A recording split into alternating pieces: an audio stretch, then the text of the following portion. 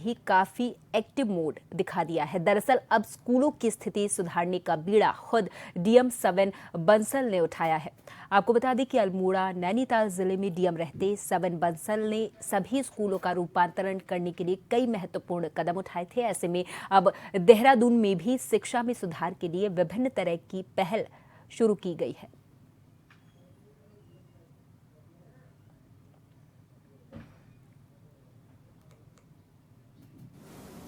जिसमें स्कूल्स को आधुनिक बनाने की जो लक्ष्य हैं वो शिक्षा विभाग को दिए गए हैं। वो चाहे वाइट बोर्ड्स हों, समुचित प्रकाश व्यवस्था हो क्लास में, उनका एम्बियंस कलरफुल करना हो, बच्चों के लिए फर्नीचर हो, प्लेग्राउंड एक्टिविटी हो, एटलीस्ट वन आउटडोर एक्टिविटी हो, या टॉयलेट्स हों, उनकी किचन हो, डिजिटल स्क्रीन्स हों।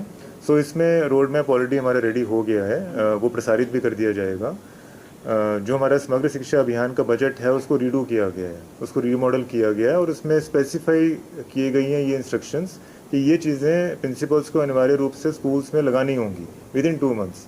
और विद इन 2 मंथ्स हमारे ब्लॉक एजुकेशन ऑफिसर्स सर्टिफाई करेंगे। They will provide the certificates to us that has been done in every school. और इस खबर पर हमारे साथ हमारे संवाददाता देहरादून से शैलेंद्र पांडे हमारे साथ लाइव जुड़ गए हैं। शैलेंद्र, जिलाधिकारी ने बीड़ा उठा लिया है स्मार्ट विद्यालय बनाने का, किस तरीके से वो कार्य करते हुए नजर आ रहे हैं? शैलेंद्र, विस्तार से जानकारी दीजिए।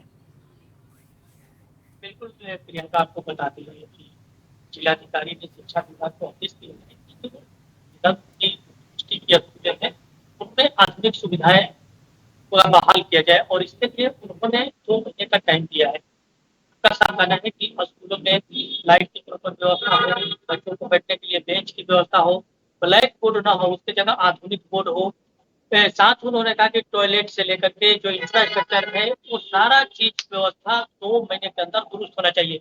इसके लिए उन्होंने कहा है कि पैसे की कोई कमी नहीं है। साथ ही उन्होंने कहा है कि 2 महीने के बाद वो इसका मॉनिटरिंग करेंगे और देखेंगे कि जो आदेश दिया गया था उसका कितना पालन हुआ, क्योंकि शिक्षा में सुधार के लिए एक बहुत बड़ा कदम उठाने की जरूरत है। बात क्या होती है कि प्राइवेट स्कूल को देखेंगे तो इंफ्रास्ट्रक्चर से लेकर के बैठने के लिए तो आज के समय में गार्जियन ये सारा चीज देखता है कि प्रकाश की व्यवस्था कैसे है, पानी की व्यवस्था कैसे है, टॉयलेट कैसा है, इंफ्रास्ट्रक्चर कैसा है। तो प्राइवेट स्कूल से सरकारी स्कूल में बच्चों को लाने के लिए सरकार को भी वो सारी सुविधाएं देनी पड़ेंगी जो प्राइवेट स्कूलों में है। इसी को देखते हुए जिलाधिकारी ने एक बहुत बड़ा कदम उठाया है। इसके पहले भी ये नैनीताल का जिलाधिकारी रहे थे तो शिक्षा विभाग ने इनका अच्छा काम था वहां के लिए भी।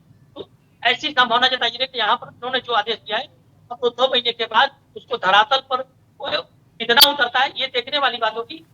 प्रियंका।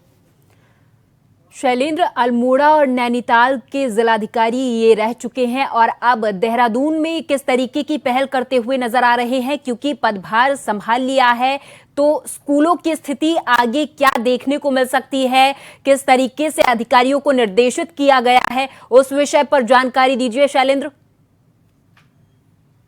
आपको बता दें कि नैनीताल और अल्मोड़ा का डीएम रहते हुए इन्होंने शिक्षा विभाग में अच्छा काम किया था वहां स्कूलों को लेकर के। तो ऐसी संभावना जताई जा रही है कि यहाँ पर भी जो काम होगा अच्छा होगा और इसीलिए उन्होंने बैठक करके शिक्षा विभाग को सख्त निर्देश दिया है। साथ ही उन्होंने कहा कि पैसे की कोई कमी नहीं होने दी जाएगी, लेकिन व्यवस्था आपको करना है कि हर स्कूल में प्रॉपर हर चीज की व्यवस्था हो ताकि जो बच्चे स्कूल में पढ़ने आए उनको एक ऐसा वातावरण मिले जो एक प्राइवेट स्कूल में मिलता हो।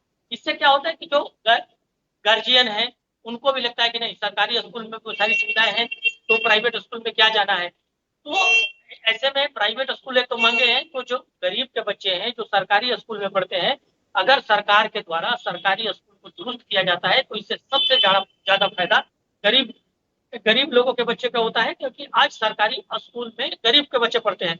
और डीएम ने जिस तरह से आदेश दिया है, सख्त निर्देश दिया है और कहा है कि 2 महीने के बाद मैं चेकिंग करूंगा कि स्कूल में इतनी व्यवस्थाएं हो पाई है, तो इसको देख करके लगता है कि कुछ न कुछ एक्शन जरूर होगा। प्रियंका।